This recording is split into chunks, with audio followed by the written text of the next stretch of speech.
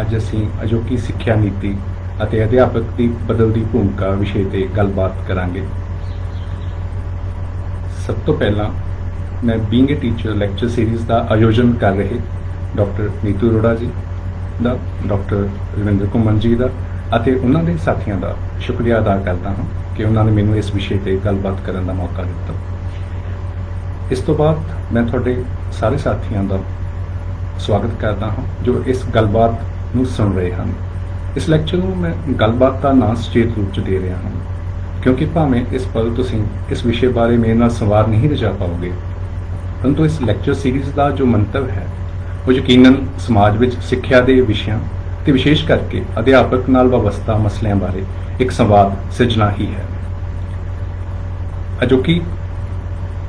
ਅਜੋਕੀ ਸਿੱਖਿਆ ਨੀਤੀ ਅਤੇ ਅਧਿਆਪਕ ਦੀ ਬਦਲਦੀ ਭੂਮਿਕਾ ਵਿਸ਼ੇ ਤੇ ਮੇਰੀ ਗੱਲਬਾਤ 3 ਮੂਲ ਧਾਰਨਾਵਾਂ ਤੇ ਆਧਾਰਿਤ ਹੈ। ਪਹਿਲਾ, ਅਜੋਕੇ ਸਮੇਂ ਵਿੱਚ ਅਧਿਆਪਕ ਦੀ ਭੂਮਿਕਾ ਬਦਲ ਰਹੀ ਹੈ।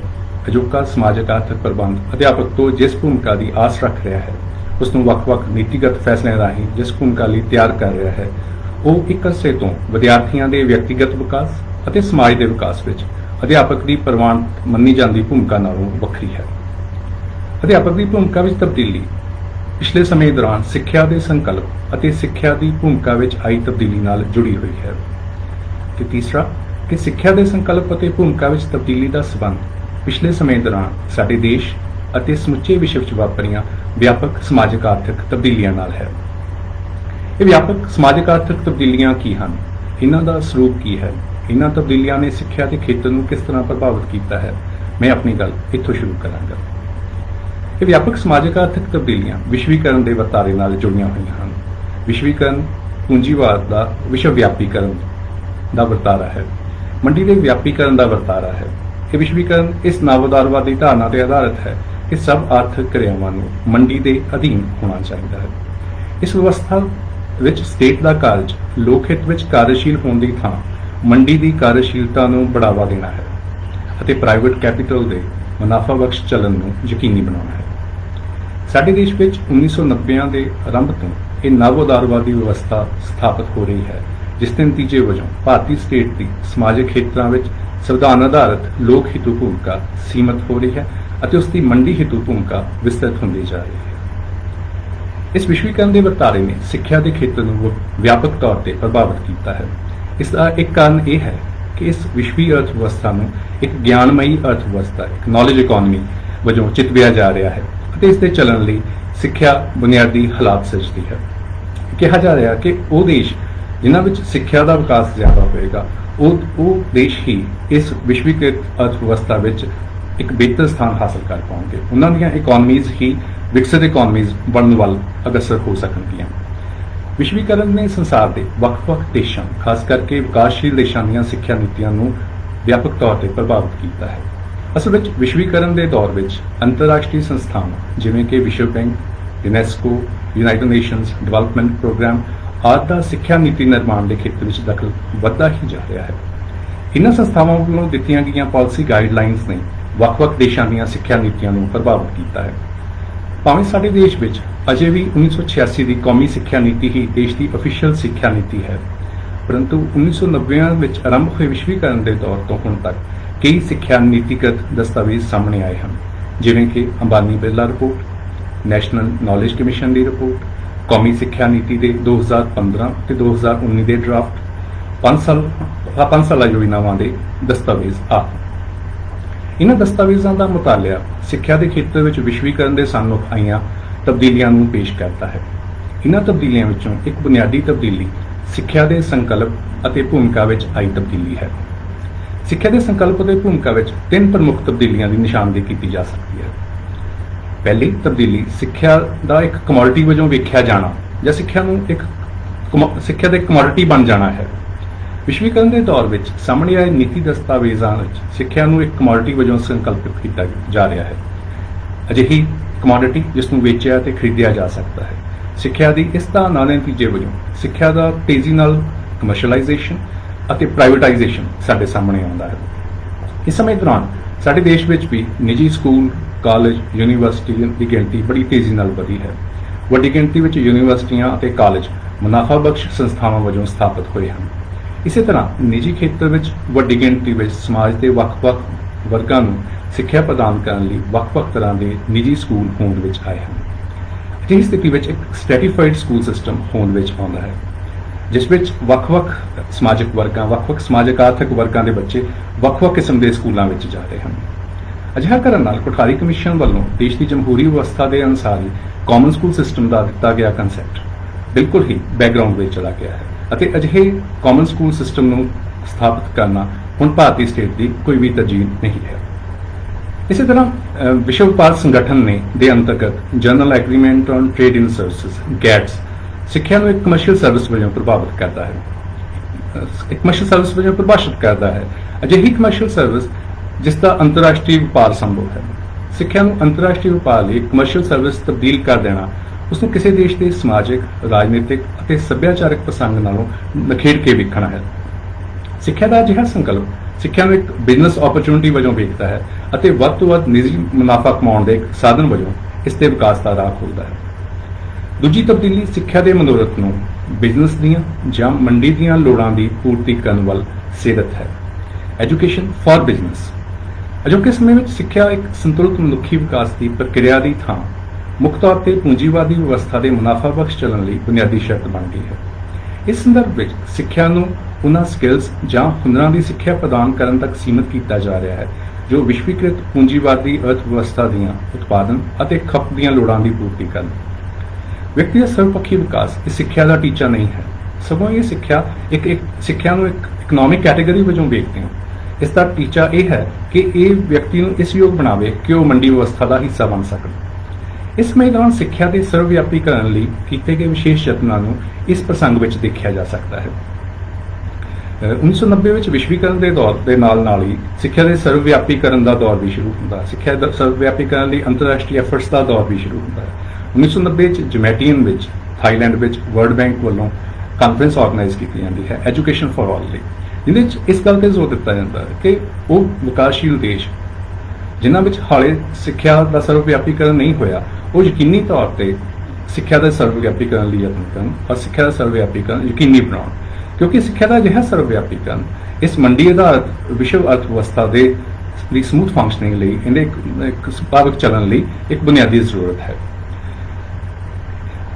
ਬੁਨਿਆਦੀ ਤੌਰ ਤੇ ਇਸ ਸਾਰੀ ਜੋ ਇੱਕ ਨਵੀਂ ਵਿਵਸਥਾ ਵਿਸ਼ਵ ਵਿਵਸਥਾ ਇਮਰਜ ਹੋ ਰਹੀ ਹੈ, ਇਸ ਵਿੱਚ ਇਹ ਯਤਨ ਹੈ ਕਿ ਵੱਧ ਤੋਂ ਵੱਧ ਵਿਅਕਤੀਆਂ ਨੂੰ ਬੁਨਿਆਦੀ ਸਿੱਖਿਆ ਪ੍ਰਦਾਨ ਕਰਕੇ ਉਹਨਾਂ ਨੂੰ ਮੰਡੀ ਅਰਥ ਵਿਵਸਥਾ ਦਾ ਹਿੱਸਾ ਬਣਾਇਆ ਜਾਵੇ।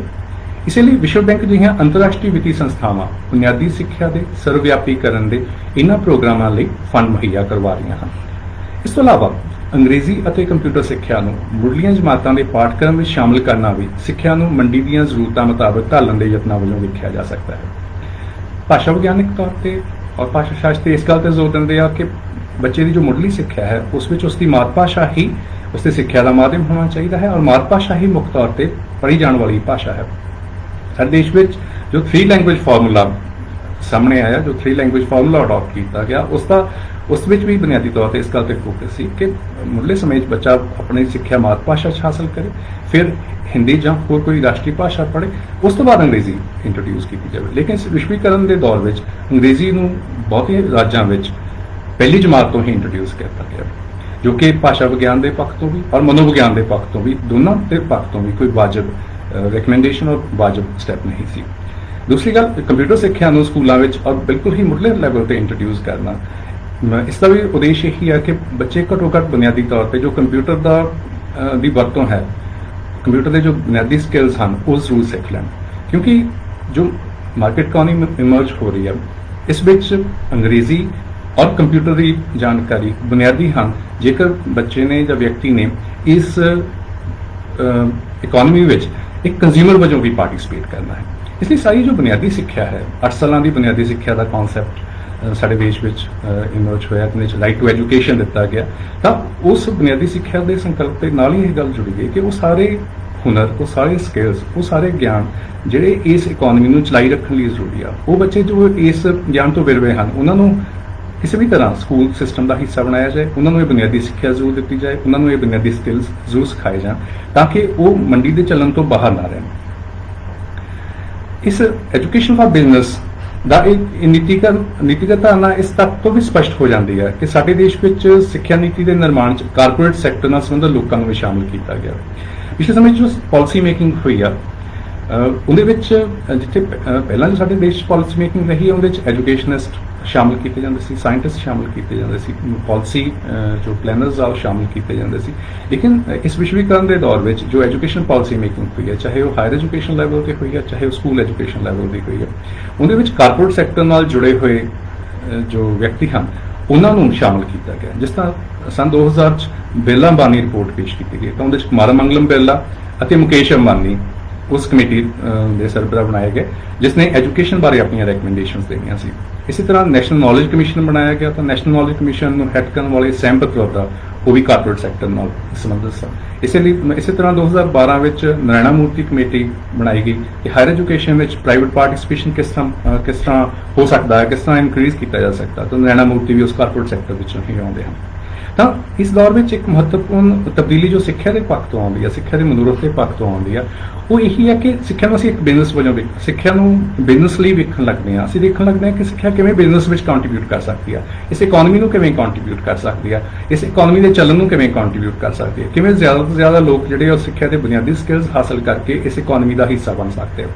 ਇਸ ਲਈ ਅਸੀਂ ਜੋ ਪਾਲਿਸੀ ਮੇਕਿੰਗ ਆ ਉਹ ਉਹਨਾਂ ਲੋਕਾਂ ਨੂੰ ਹੀ ਸ਼ਾਮਲ ਕਰਦੇ ਹਾਂ ਜੋ ਇਸ ਮਾਰਕੀਟ ਨੂੰ ਚਲਾਉਣ ਵਾਲੇ ਹੁੰਦੇ। ਇਸ ਅਜੋਕੇ ਐਜੂਕੇਸ਼ਨ ਪਾਲਿਸੀ ਡਿਸਕੋਰਸ ਵਿੱਚ ਵਿਦਿਆਰਥੀਆਂ ਨੂੰ ਪੂੰਜੀਵਾਦੀ ਅਰਥ ਵਿਵਸਥਾ ਵਿੱਚ ਭਵਿੱਖੀ ਲੇਬਰ ਸ਼ਕਤੀ ਜਾਂ ਖਪਤਕਾਰ ਵਜੋਂ ਵੇਖਿਆ ਜਾਂਦਾ ਹੈ।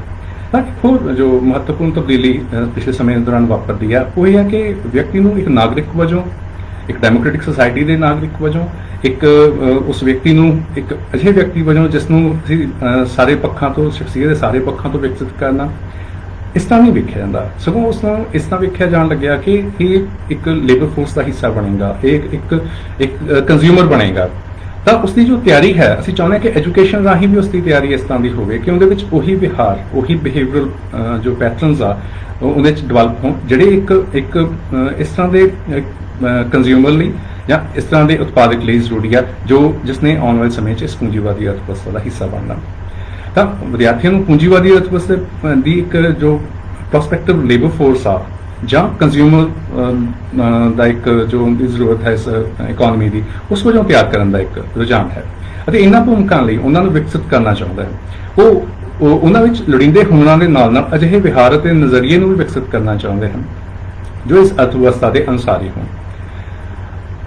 ਪੂਰਵ ਵਿਸ਼ਵੀਕਰਨ ਦੇ ਦੌਰ ਵਿੱਚ ਜੋ ਸਾਡੇ ਨੀਤੀ ਦਸਤਾਵੇਜ਼ ਸਾਹਮਣੇ ਆਏ, ਚਾਹੇ ਉਹ ਕੋਠਾਰੀ ਕਮਿਸ਼ਨ ਦੀ ਰਿਪੋਰਟ ਹੈ, ਚਾਹੇ ਰਾਧਾ ਕ੍ਰਿਸ਼ਨ ਰਿਪੋਰਟ ਹੈ, ਉਹਨਾਂ ਦੀ ਭਾਵਨਾ ਇਸ ਤੋਂ ਬਿਲਕੁਲ ਹੀ ਵਿਪਰੀਤ ਸੀ। ਉਦਾਹਰਨ ਵਜੋਂ ਰਾਧਾ ਕ੍ਰਿਸ਼ਨ ਕਮਿਸ਼ਨ ਵੱਲੋਂ ਸੁਝਾਏ ਗਏ ਯੂਨੀਵਰਸਿਟੀ ਸਿੱਖਿਆ ਦੇ ਉਦੇਸ਼ ਸੰਵਿਧਾਨ ਦੀ ਪ੍ਰਸਤਾਵਨਾ ਤੇ ਆਧਾਰਿਤ ਸਨ ਅਤੇ ਸਾਰੇ ਨਾਗਰਿਕਾਂ ਲਈ ਸਮਾਜਿਕ, ਆਰਥਿਕ ਅਤੇ ਰਾਜਨੀਤਿਕ ਨਿਆਂ ਦੀ ਪ੍ਰਾਪਤੀ, ਵਿਚਾਰਾਂ, ਵਿਸ਼ਵਾਸਾਂ, ਧਾਰਮਿਕ ਵਿਸ਼ਵਾਸਾਂ ਦੀ ਆਜ਼ਾਦੀ, ਰੁਤਬਿਆਂ ਤੇ ਮੌਕਿਆਂ ਦੀ ਆਜ਼ਾਦੀ, ਹਰੇਕ ਵਿਅਕਤੀ ਲਈ ਸਵੈਮਾਨ ਅਤੇ ਦੇਸ਼ ਦੀ ਏਕਤਾ ਦੀ ਪ੍ਰਾਪਤੀ ਵੱਲ ਸੇਧਤ ਸਨ।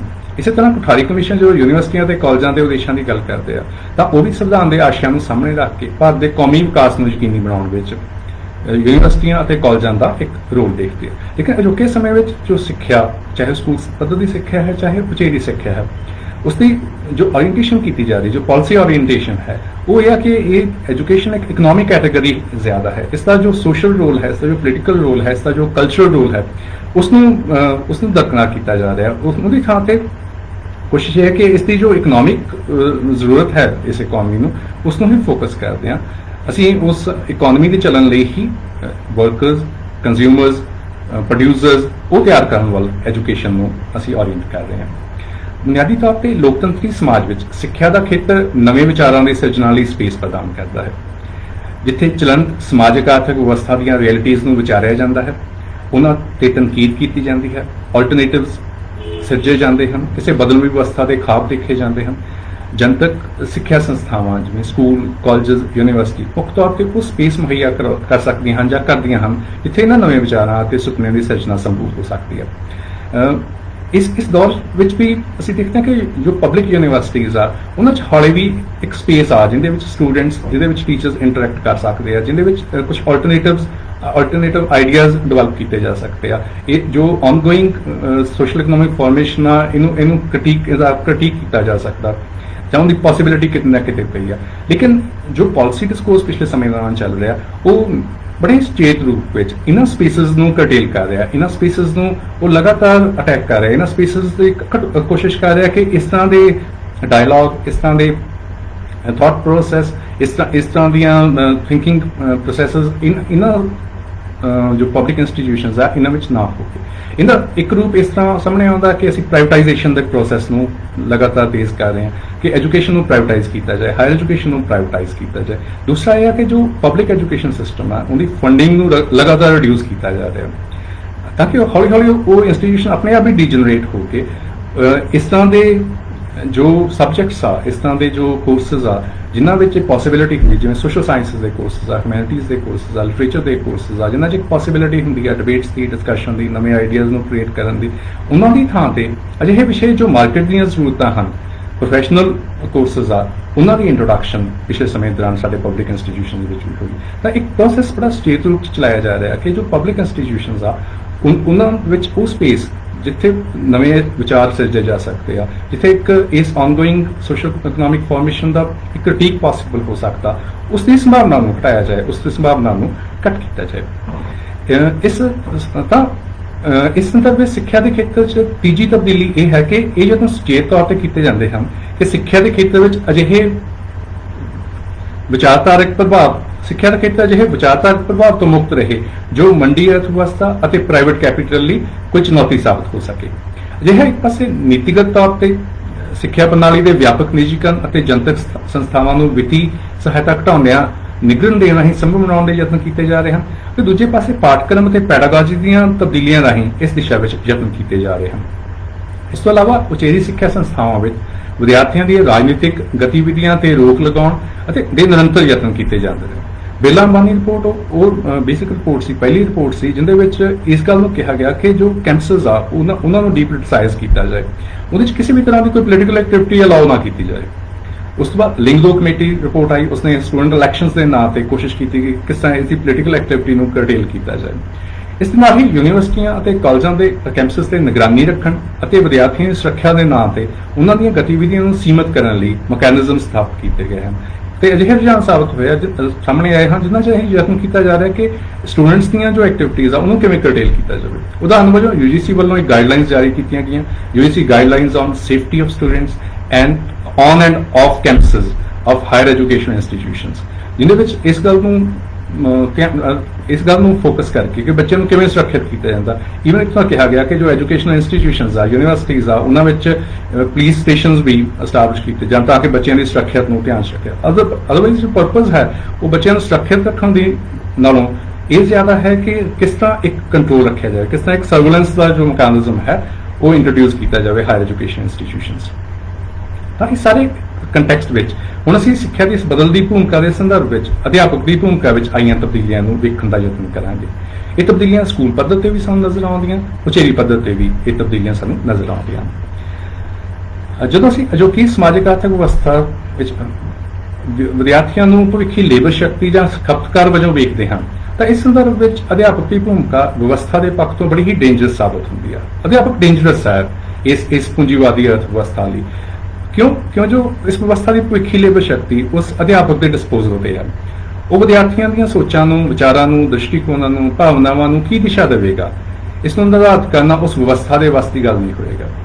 ਇਸੇ ਲਈ ਹੀ ਪਿਛਲੇ ਸਮੇਂ ਤੋਂ ਬੜੇ ਸੁਚੇਤ ਨੀਤੀਗਤ ਯਤਨ ਕੀਤੇ ਗਏ ਹਨ ਜਿਨ੍ਹਾਂ ਰਾਹੀਂ ਅਧਿਆਪਕ ਤੇ ਵਿਦਿਆਰਥੀਆਂ ਦੀ ਮਾਨਸਿਕ ਅਤੇ ਭਾਵਕ ਜ਼ਿੰਦਗੀ ਵਿੱਚ ਦਖਲ ਨੂੰ ਸੀਮਿਤ ਕੀਤਾ ਜਾ ਸਕੇ। ਇਹਨਾਂ ਯਤਨਾਂ ਦੇ ਕੁਝ ਪ੍ਰਸਾਰ ਮੈਂ ਤੁਹਾਡੇ ਨਾਲ ਸਾਂਝੇ ਕਰਾਂਗਾ। ਜੋ ਪਹਿਲਾ ਯਤਨ ਹੈ ਉਹ ਅਧਿਆਪਕਾਂ ਨੂੰ ਡੀਮੋਰਲਾਈਜ਼ ਕਰਨ ਦਾ ਹੈ, ਉਹਨਾਂ ਦੇ ਮਨੋਬਲ ਡੇਗਣ ਦਾ ਹੈ, ਉਹਨਾਂ ਨੂੰ ਆਰਥਿਕ ਤੌਰ ਤੇ ਕਮਜ਼ੋਰ ਕਰਨ ਦਾ ਹੈ, ਉਹਨਾਂ ਦੇ ਸਮਾਜਿਕ ਰੁਤਬੇ ਨੂੰ ਘੱਟ ਕਰਨ ਦਾ ਹੈ। ਤਾਂ ਪਿਛਲੇ ਸਮੇਂ ਦੌਰਾਨ ਸਰਕਾਰਾਂ, ਅੰਤਰਰਾਸ਼ਟਰੀ ਸੰਸਥਾਵਾਂ, ਰਾਜਨੀਤਿਕ ਨੇਤਾਵਾਂ ਅਤੇ ਅਫਸਰਸ਼ਾਹੀ ਵੱਲੋਂ ਅਧਿਆਪਕਾਂ ਅਤੇ ਖਾਸ ਤੌਰ ਤੇ ਸਰਕਾਰੀ ਸਕੂਲਾਂ ਵਿੱਚ ਕੰਮ ਕਰਦੇ ਅਧਿਆਪਕਾਂ ਖਿਲਾਫ ਇੱਕ ਮੁਹਿੰਮ ਛੇੜੀ ਰੱਖੀ ਹੈ। ਇੱਕ ਨਿਰੰਤਰ ਟੀਚਰ ਬੈਸ਼ਿੰਗ ਹੋ ਰਹੀ ਹੈ। ਇਹ ਕਿਹਾ ਜਾ ਰਿਹਾ ਕਿ ਇਹ ਅਧਿਆਪਕ ਕੰਮ ਨਹੀਂ ਕਰਦੇ, ਪੜ੍ਹਾਉਂਦੇ ਨਹੀਂ, ਸਕੂਲ ਤੋਂ ਲਗਾਤਾਰ ਗੈਰ ਹਾਜ਼ਰ ਰਹਿੰਦੇ ਹਨ, ਉਹਨਾਂ ਦੀ ਕੋਈ ਕਿਸੇ ਕਿਸਮ ਦੀ ਕੋਈ ਜਵਾਬਦੇਹੀ ਨਹੀਂ ਹੈ। ਸਿੱਖਿਆ ਤੇ ਆਉਣ ਵਾਲਾ ਜ਼ਿਆਦਾਤਰ ਖਰਚ ਅਧਿਆਪਕਾਂ ਦੀਆਂ ਤਨਖਾਹਾਂ ਤੇ ਹੋ ਰਿਹਾ ਹੈ। ਪ੍ਰਾਈਵੇਟ ਸਕੂਲਾਂ ਦੇ ਅਧਿਆਪਕ ਘੱਟ ਤਨਖਾਹਾਂ ਨਾਲ ਵੀ ਬਿਹਤਰ ਨਤੀਜੇ ਦੇ ਰਹੇ ਹਨ। ਇੱਥੋਂ ਤੱਕ ਕਿ ਗਲੀਆਂ ਮੁਹੱਲਿਆਂ ਵਿੱਚ ਖੁੱਲ੍ਹੇ ਹੋਏ ਦੁਕਾਨਾਂ ਵਰਗੇ ਗੈਰ ਮਾਨਤਾ ਪ੍ਰਾਪਤ ਸਕੂਲ ਵੀ ਸਰਕਾਰੀ ਸਕੂਲਾਂ ਦੇ ਮੁਕਾਬਲੇ ਬਿਹਤਰ ਨਤੀਜੇ ਦੇ ਰਹੇ ਹਨ। ਅਜਿਹੇ ਨੈਰੇਟਿਵ ਨੇ ਜਿੱਥੇ ਇੱਕ ਪਾਸੇ ਚੰਗਾ ਕੰਮ ਕਰ ਰਹੇ ਮਿਹਨਤੀ ਅਧਿਆਪਕਾਂ ਨੂੰ ਡਿਮੋਰਲਾਈਜ਼ ਕੀਤਾ ਹੈ, ਉੱਥੇ ਸਰਕਾਰਾਂ ਨੂੰ ਅਧਿਆਪਕਾਂ ਦੇ ਅਧਿਕਾਰਾਂ ਨੂੰ ਸੀਮਤ ਕਰਨ ਅਤੇ ਉਹਨਾਂ ਦੀਆਂ ਸਰਵਿਸ ਕੰਡੀਸ਼ਨਸ ਨੂੰ ਬਦਲਣ ਦਾ ਆਧਾਰ ਵੀ ਪ੍ਰਦਾਨ ਕੀਤਾ ਹੈ। ਤਾਂ ਪਿਛਲੇ ਸਮੇਂ ਦੌਰਾਨ ਇਹ ਇੱਕ ਰੁਝਾਨ ਅਸੀਂ ਵੇਖ ਰਹੇ ਹਾਂ ਕਿ ਕਿਸ ਤਰ੍ਹਾਂ ਟੀਚਰ ਨੂੰ ਇੱਕ ਪਾਸੇ ਡਿਮੋਰਲਾਈਜ਼ ਕੀਤਾ ਜਾ ਰਿਹਾ ਤੇ ਦੂਜੇ ਪਾਸੇ ਉਸ ਦੀ ਬਿਨਾਂ ਤੇ ਉਹਨਾਂ ਦੀਆਂ ਜੋ ਇਕਨੋਮਿਕ ਕੰਡੀਸ਼ਨਸ ਆ ਜਾਂ ਸਰਵਿਸ ਕੰਡੀਸ਼ਨਸ ਆ ਵਰਕ ਦੀਆਂ ਉਹਨਾਂ ਨੂੰ ਚੇਂਜ ਕੀਤਾ ਜਾ ਰਿਹਾ, ਲਗਾਤਾਰ ਡਿਲਿਊਟ ਕੀਤਾ ਜਾ ਰਿਹਾ। ਇਸ ਵਿਸ਼ਵੀਕਰਨ ਦੇ ਦੌਰ ਵਿੱਚ ਹੀ ਵੱਡੀ ਗਿਣਤੀ 'ਚ ਦੇਸ਼ ਦੇ ਵੱਖ-ਵੱਖ ਰਾਜਾਂ ਵਿੱਚ 10+2 ਪਾਸ ਅਤੇ ਗੈਰ ਸਿਖਲਾਈ ਯਾਫਤਾ ਪੈਰਾ ਟੀਚਰਸ ਜਾਂ ਸਿੱਖਿਆ ਕਰਮੀਆਂ ਨੂੰ ਬੜੀਆਂ ਹੀ ਨਗੂਨੀਆਂ ਤਨਖਾਹਾਂ ਤੇ ਭਰਤੀ ਕੀਤਾ ਗਿਆ। ਸਿੱਖਿਆ ਦੇ ਸਰਵ ਵਿਆਪੀਕਰਨ ਦੇ ਵੱਖ-ਵੱਖ ਜੋ ਪ੍ਰੋਗਰਾਮਸ ਚੱਲੇ, ਜਿਨ੍ਹਾਂ ਵਿੱਚ ਸਰਵ ਸਿੱਖਿਆ ਅਭਿਆਨ ਹੈ, ਰਾਸ਼ਟਰੀ ਮਾਧਿਅਮਿਕ ਸਿੱਖਿਆ ਅਭਿਆਨ ਹੈ, ਇਹਨਾਂ ਦੇ ਅਧੀਨ ਵੀ ਕੰਟਰੈਕਟ ਅਧੀਨ ਆਧਾਰ ਤੇ ਵੱਡੀ ਗਿਣਤੀ ਵਿੱਚ ਅਧਿਆਪਕ ਜਿਹੜੇ ਆ ਉਹ ਭਰਤੀ ਕੀਤੇ ਗਏ। ਰੈਗੂਲਰ ਤੌਰ ਤੇ ਜੋ ਅਧਿਆਪਕ ਭਰਤੀ ਹੋਏ ਉਹਨਾਂ ਅਧਿਆਪਕਾਂ ਨੂੰ ਵੀ ਪੰਜਾਬ ਦੇ ਕੰਟੈਕਸਟ 'ਚ ਅਸੀਂ ਗੱਲ ਕਰਦੇ ਹਾਂ ਤਾਂ ਅਧਿਆਪਕਾਂ ਨੂੰ ਵੀ 3 ਸਾਲ ਲਈ ਮਹਿਜ਼ ਬੇਸਿਕ ਤਨਖਾਹ ਤੇ ਭਰਤੀ ਕੀਤਾ ਗਿਆ। ਸਰਵਿਸ ਹਾਲਤਾਂ ਦੀ ਇਹਨਾਂ ਤਬਦੀਲੀਆਂ ਨੇ ਅਧਿਆਪਕ ਦੀ ਆਰਥਿਕ ਸਥਿਤੀ ਨੂੰ ਕਮਜ਼ੋਰ ਕੀਤਾ ਹੈ ਅਤੇ ਉਸ ਦੇ ਸਮਾਜਿਕ ਰੁਤਬੇ ਨੂੰ ਵੀ ਢਾਹ ਲਾਈ ਹੈ। ਕੌਮੀ ਸਿੱਖਿਆ ਨੀਤੀ 2019 ਦੇ ਖਰੜੇ ਵਿੱਚ ਅਧਿਆਪਕਾਂ ਦੀ ਭਰਤੀ ਲਈ ਇੱਕ ਟੈਨਿਓਰ ਟਰੈਕ ਸਿਸਟਮ ਸਥਾਪਿਤ ਕਰਨ ਦੀ ਸਿਫਾਰਿਸ਼ ਕੀਤੀ ਗਈ ਹੈ। ਹੁਣ ਜੋ ਪਾਲਿਸੀ ਡਾਕੂਮੈਂਟ ਰੀਸੈਂਟਲੀ ਰਿਲੀਜ਼ ਹੋਇਆ 2019 ਚ ਰਿਲੀਜ਼ ਹੋਇਆ, ਉਸ ਵਿੱਚ ਅਧਿਆਪਕਾਂ ਦੀਆਂ ਜੋ ਸਰਵਿਸ ਕੰਡੀਸ਼ਨਸ ਦੀ ਗੱਲ ਕੀਤੀ ਜਾ ਰਹੀ ਹੈ, ਉਹ ਸਰਵਿਸ ਕੰਡੀਸ਼ਨਸ 'ਚ ਹੁਣ ਜੋ ਵੀ ਪਿਛਲੇ ਸਮੇਂ ਦੌਰਾਨ ਹੋਇਆ, ਕਿਸ ਤਰ੍ਹਾਂ ਕੰਟੈਕਚੁਅਲਾਈਜੇਸ਼ਨ ਹੋਣੀ ਆ, ਕਿਸ ਤਰ੍ਹਾਂ ਟੀਚਰ ਨੂੰ ਅਕਾਊਂਟੇਬਲ ਬਣਾਉਣਾ ਜਾਂ ਕਿਸ ਤਰ੍ਹਾਂ ਟੀਚਰ ਦੀਆਂ ਜੋ ਸਰਵਿਸ ਕੰਡੀਸ਼ਨਸ ਹੈ, ਜੌਬ ਸਿਕਿਉਰਿਟੀ ਹੈ, ਉਸ ਨੂੰ ਡਿਲਿਊਟ ਕਰਕੇ ਅਸੀਂ ਇਸ ਕੈਪੀਟਲਿਜ਼ਮ ਜੋ ਕੈਪੀਟਲਿਸਟਿਕ ਇੱਕ ਮੈਜਰ ਹੈ ਅਕਾਊਂਟੇਬਿਲਿਟੀ ਦਾ ਕਿ ਉਹ ਕਿਵੇਂ ਉਹਨੂੰ ਪਰਫਾਰਮੈਂਸ ਲਿੰਕਡ ਕਰਨਾ। ਇਹ ਪਰਫਾਰਮੈਂਸ ਹੋਏਗੀ ਫਿਰ ਹੀ ਉਹਦੀ ਸੈਲਰੀ ਰੇਜ਼ ਹੋਏਗੀ, ਜੇ ਬੈਟਰ ਪਰਫਾਰਮੈਂਸ ਹੋਏਗੀ ਫਿਰ ਹੀ ਉਸ ਨੂੰ ਰੈਗੂਲਰਾਈਜ਼ ਕੀਤਾ ਜਾਏਗਾ, ਜੇ ਉਸ ਦੀ ਪਰਫਾਰਮੈਂਸ ਹੋਏਗੀ ਫਿਰ ਹੀ ਉਸ ਦੀ ਪ੍ਰਮੋਸ਼ਨ ਪੋਸੀਬਲ। ਜੋ ਪਰਫਾਰਮੈਂਸ ਹੈ ਉਸ ਦੇ ਜੋ ਪੈਰਾਮੀਟਰਸ ਆ ਉਹ ਪੈਰਾਮੀਟਰਸ ਵੀ ਇਸ ਡੋਮੀਨੈਂਟ ਸੋਸ਼ੋ ਇਕਨੋਮਿਕ ਫਾਰਮੇਸ਼ਨ ਦੇ ਪੈਰਾਮੀਟਰਸ ਹੀ ਆ, ਉਹ ਉਸ ਬਾਰੇ ਥੋੜੀ ਗੱਲ ਲੇਟਰ ਔਨ ਅਸੀਂ ਕਰਦੇ ਹਾਂ। ਤਾਂ ਇਸ ਜੋ national policy on education 2019 the draft ਸਾਡੇ ਸਾਹਮਣੇ ਆਇਆ, ਤਾਂ ਇਸ ਦੇ ਅੰਤਰਗਤ ਸਕੂਲ ਪੱਧਰ ਤੇ ਉਚੇਰੀ ਪੱਧਰ ਸਿੱਖਿਆ ਪੱਧਰ ਤੇ ਅਧਿਆਪਕਾਂ ਨੂੰ ਮੁੱਢਲੇ ਤੌਰ ਤੇ 3 ਸਾਲ ਲਈ ਸਕੂਲ ਸਿੱਖਿਆ ਦੇ ਪੱਧਰ ਤੇ ਔਰ ਉਚੇਰੀ ਸਿੱਖਿਆ ਲੈਵਲ ਤੇ 5 ਸਾਲ ਲਈ ਕੰਟਰੈਕਟ ਤੇ ਪਹਿਲਾਂ ਭਰਤੀ ਕਰਨ ਦਾ ਪ੍ਰਾਵਧਾਨ ਕੀਤਾ ਗਿਆ ਕਿ ਇਨੀਸ਼ੀਅਲੀ 3 ਸਾਲ ਜਾਂ 5 ਸਾਲ ਲਈ ਉਹਨਾਂ ਨੂੰ ਕੰਟਰੈਕਟ ਤੇ ਅਪਾਇੰਟ ਕੀਤਾ ਜਾਏਗਾ। ਇਸ ਸਮੇਂ ਦੌਰਾਨ ਉਹਨਾਂ ਦੀ ਜੋ ਕਾਰਗੁਜ਼ਾਰੀ ਰਹੇਗੀ ਉਸ ਦਾ ਮੁਲਾਂਕਣ ਕੀਤਾ ਜਾਏਗਾ, ਉਸ ਤੋਂ ਬਾਅਦ ਹੀ ਉਹਨਾਂ ਨੂੰ ਰੈਗੂਲਰ ਕੀਤੇ ਜਾਣ ਜਾਂ ਨਾ ਕੀਤੇ ਜਾਣ ਦਾ ਫੈਸਲਾ ਲਿਆ ਜਾਏਗਾ। ਇਸ ਸਿਫਾਰਿਸ਼ ਜਾਂ ਇਹਨਾਂ ਸਿਫਾਰਿਸ਼ਾਂ ਦੇ ਲਾਗੂ ਹੋਣ ਦੇ ਨਤੀਜੇ ਵਜੋਂ ਅਧਿਆਪਕਾਂ ਦੀ ਜਿਹੜੀ ਨਿਯੁਕਤੀ ਹੈ ਉਹ ਕੰਟਰੈਕਟ ਆਧਾਰ ਤੇ ਹੀ ਕੀਤੇ ਜਾਣ ਦੀ ਵਿਵਸਥਾ ਹੋਏਗੀ ਅਤੇ ਥੋੜ੍ਹੀਆਂ ਤਨਖਾਹਾਂ ਤੇ ਜੌਬ ਸਿਕਿਉਰਿਟੀ ਦੀਆਂ ਹੋਣ ਵਿੱਚ ਡਿਮੋਰਲਾਈਜ਼ਡ ਅਧਿਆਪਕ ਹੀ ਸਾਡੇ ਸਾਹਮਣੇ ਆਉਣਗੇ। ਅਜਿਹੇ ਡਿਮੋਰਲਾਈਜ਼ਡ ਟੀਚਰ ਆਪਣੇ ਵਿਦਿਆਰਥੀਆਂ ਦੇ ਵਿਕਾਸ ਵਿੱਚ ਕਿਸ ਤਰ੍ਹਾਂ ਯੋਗਦਾਨ ਪਾ ਸਕਣਗੇ, ਇਹ ਇੱਕ ਅਹਿਮ ਸਵਾਲ ਹੈ। ਦੂਸਰਾ ਪਸਾਰ ਇਹ ਹੈ ਕਿ ਅਧਿਆਪਕ ਦੀ ਪੈਡਾਗੋਜੀਕਲ ਭੂਮਿਕਾ ਨੂੰ ਸੀਮਿਤ ਕਰਨ ਦੇ ਯਤਨ ਕੀਤੇ ਜਾ ਰਹੇ ਹਨ। ਸਕੂਲੀ ਸਿੱਖਿਆ ਦੇ ਵਿਆਪਕ ਨਿੱਜੀਕਰਨ ਦੇ ਸਿੱਟੇ ਵਜੋਂ ਇੱਕ ਸਟ੍ਰੈਟੀਫਾਈਡ ਸਕੂਲਸ ਵਿਵਸਥਾ ਸਾਡੇ ਸਾਹਮਣੇ ਆਈ ਹੈ। ਜ਼ਿਆਦਾ ਤੋਂ ਜ਼ਿਆਦਾ ਬੱਚੇ ਨਿੱਜੀ ਸਕੂਲਾਂ ਦਾ ਰੁਖ ਕਰ ਰਹੇ ਹਨ। ਸਰਕਾਰੀ ਸਕੂਲਾਂ ਵਿੱਚ ਜ਼ਿਆਦਾਤਰ ਗਰੀਬ ਅਤੇ ਸਾਧਨਾਂ ਤੋਂ ਵਿਰਵੇ ਪਰਿਵਾਰਾਂ ਦੇ ਬੱਚੇ ਆ ਰਹੇ ਹਨ। ਜਿਹੀ ਸਥਿਤੀ ਸਰਕਾਰੀ ਸਕੂਲਾਂ ਦੇ ਅਧਿਆਪਕਾਂ ਦੀ ਵਧੇਰੇ ਮਹੱਤਵਪੂਰਨ ਭੂਮਿਕਾ ਦੀ ਮੰਗ ਕਰਦੀ ਹੈ।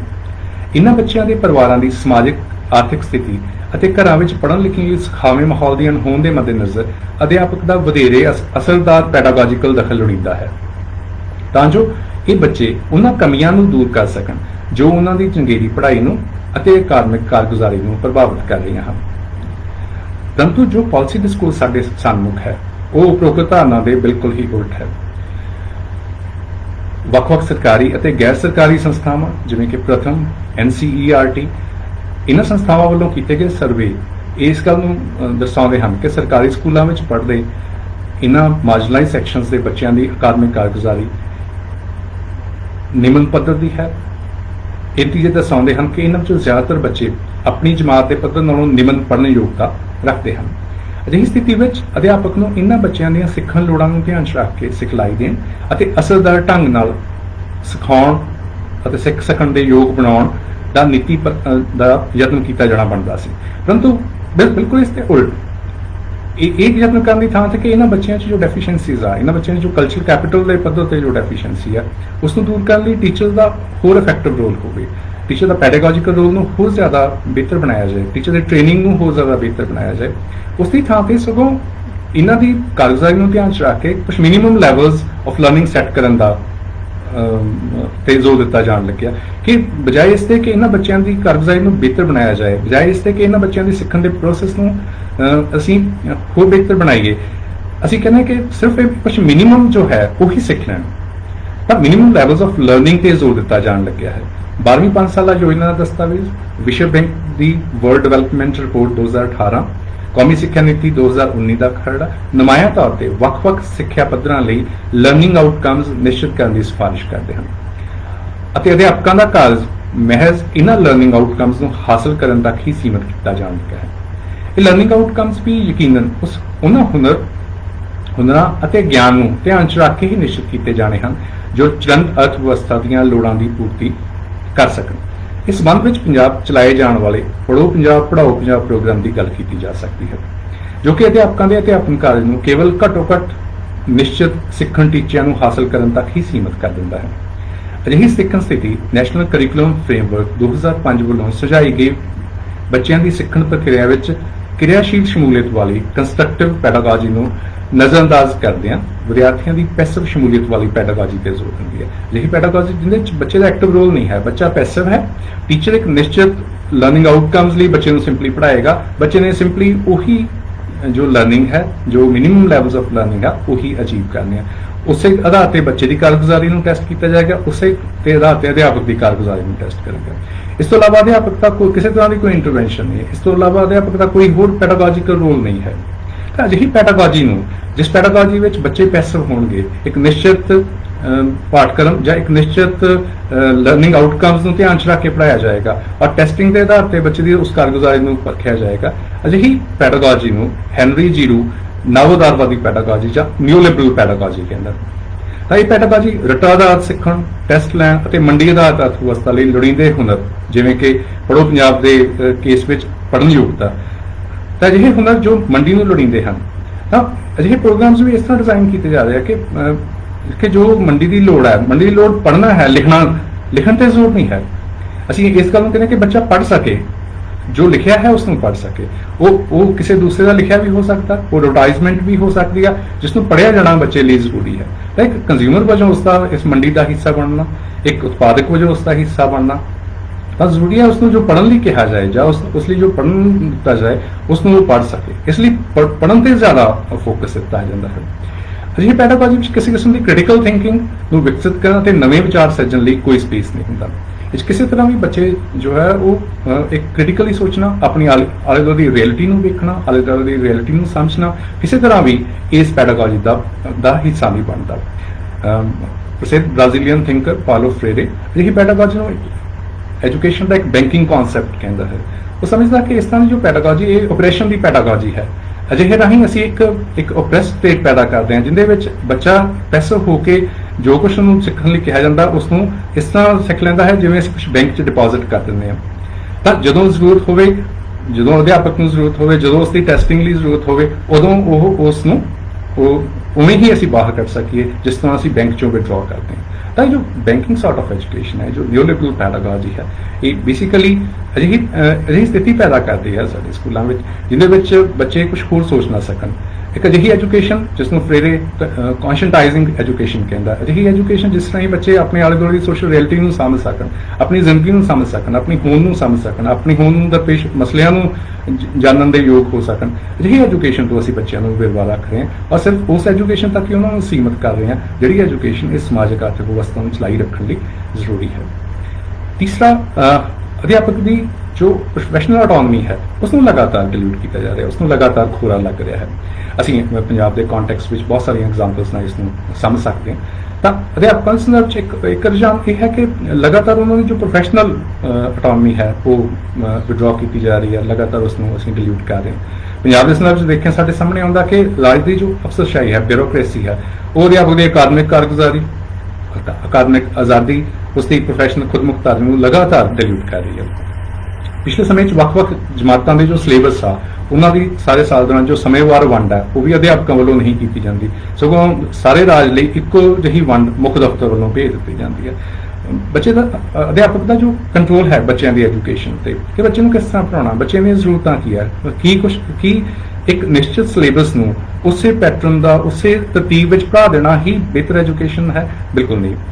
ਅਧਿਆਪਕ ਦੀ ਇਹ ਸਮਝ ਕਿ ਬੱਚੇ ਨੂੰ ਕਿਸ ਤਰ੍ਹਾਂ ਪੜ੍ਹਾਇਆ ਜਾਏ, ਬੱਚੇ ਨੇ ਕਿਸ ਤਰ੍ਹਾਂ ਜ਼ਰੂਰਤਾਂ, ਬੱਚੇ ਦੀਆਂ ਕੀ ਪੜ੍ਹਨਾ ਜ਼ਿਆਦਾ ਪਸੰਦ ਕਰ ਰਿਹਾ, ਅਧਿਆਪਕ ਕੀ ਕਿਸ ਤਰ੍ਹਾਂ ਬਿਹਤਰ ਪੜ੍ਹਾ ਸਕਦਾ, ਕਿਸ ਵਿਸ਼ੇ ਨੂੰ ਕਿੰਨਾ ਸਮਾਂ ਲਗਾਏਗਾ, ਕਿਸੇ ਕਲਾਸ ਦੇ ਬੱਚਿਆਂ ਨੂੰ ਪੜ੍ਹਾਉਣ ਉਸ ਨੂੰ ਕਿੰਨਾ ਸਮਾਂ ਲੱਗੇਗਾ, ਅਸੀਂ ਉਹ ਕੋਈ ਵੀ ਗੁੰਜਾਇਸ਼ ਨਹੀਂ ਰਹਿਣ ਦਿੰਦੇ। ਅਸੀਂ ਨਿਸ਼ਚਿਤ ਕਰਕੇ ਭੇਜਦੇ ਹਾਂ ਕਿ ਕਿੰਨੇ ਸਮੇਂ ਵਿੱਚ ਕਿਹੜੇ ਪਾਠ ਕਿਸ ਤਰਤੀਬ ਵਿੱਚ ਪੜ੍ਹੇ ਜਾਣੇ ਆ।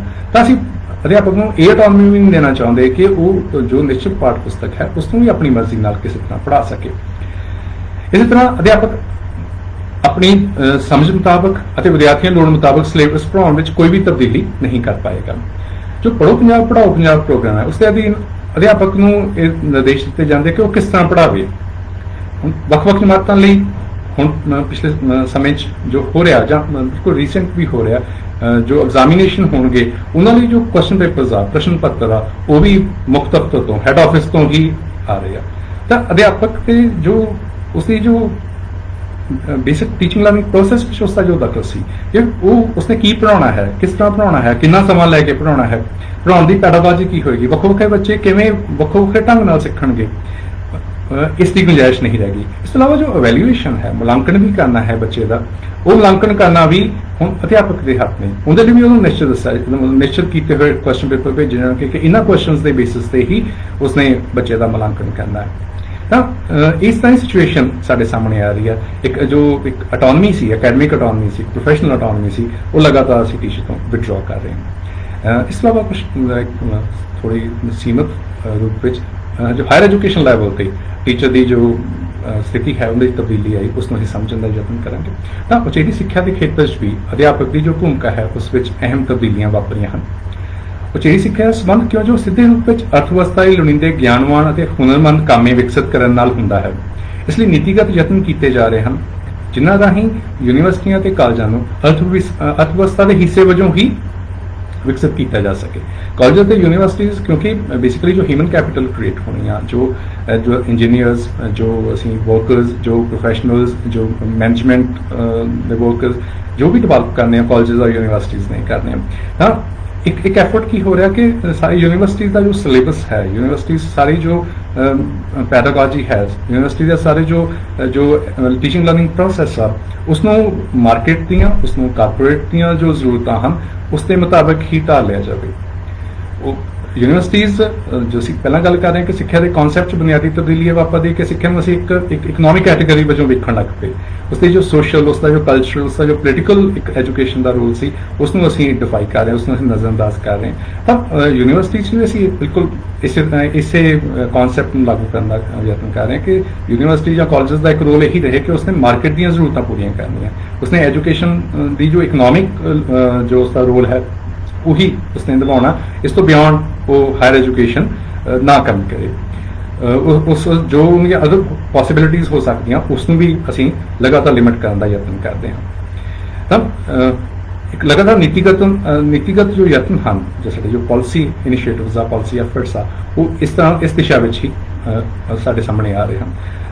ਇੱਕ ਪ੍ਰੋਫੈਸ਼ਨਲ ਕੋਰਸਿਸ ਆ ਉਹਨਾਂ ਨੂੰ ਲਗਾਤਾਰ ਇੱਕ ਤਰਜੀਹ ਦਿੱਤੀ ਜਾ ਰਹੀ ਹੈ। ਜੋ ਸੋਸ਼ਲ ਸਾਇੰਸਿਸ ਆ, ਲਿਟਰੇਚਰ ਹੈ, ਜੋ ਹਿਊਮੈਨਿਟੀਜ਼ ਦੇ ਸਬਜੈਕਟਸ ਆ, ਉਹ ਲਗਾਤਾਰ ਇਸ ਦੌਰ 'ਚ ਪ੍ਰਭਾਵਿਤ ਹੋ ਰਹੇ ਆ। ਪ੍ਰੋਫੈਸ਼ਨਲ ਕੋਰਸਿਸ ਨੂੰ ਜ਼ਿਆਦਾ ਜਿਹੜਾ ਸਪੇਸ ਹੈ ਉਹ ਸਾਡੇ ਯੂਨੀਵਰਸਿਟੀਜ਼, ਸਾਡੇ ਕਾਲਜਸ 'ਚ ਮਿਲ ਰਿਹਾ। ਤਾਂ ਉਚੇਰੀ ਸਿੱਖਿਆ ਦੇ ਜੋ ਮਿਆਰ ਦੇ ਪੈਮਾਨੇ ਹਨ ਕਿ ਕੁਆਲਿਟੀ ਕੀ ਆ ਹਾਇਰ ਐਜੂਕੇਸ਼ਨ ਦੀ, ਉਸ ਨੂੰ ਵੀ ਅਰਥਵਿਵਸਥਾ ਵਿੱਚ ਉਸ ਇੰਸਟੀਟਿਊਸ਼ਨ ਦੇ ਪਾਏ ਗਏ ਯੋਗਦਾਨ ਦੇ ਆਧਾਰ ਤੇ ਹੀ ਆਂਕਿਆ ਜਾ ਰਿਹਾ ਹੈ।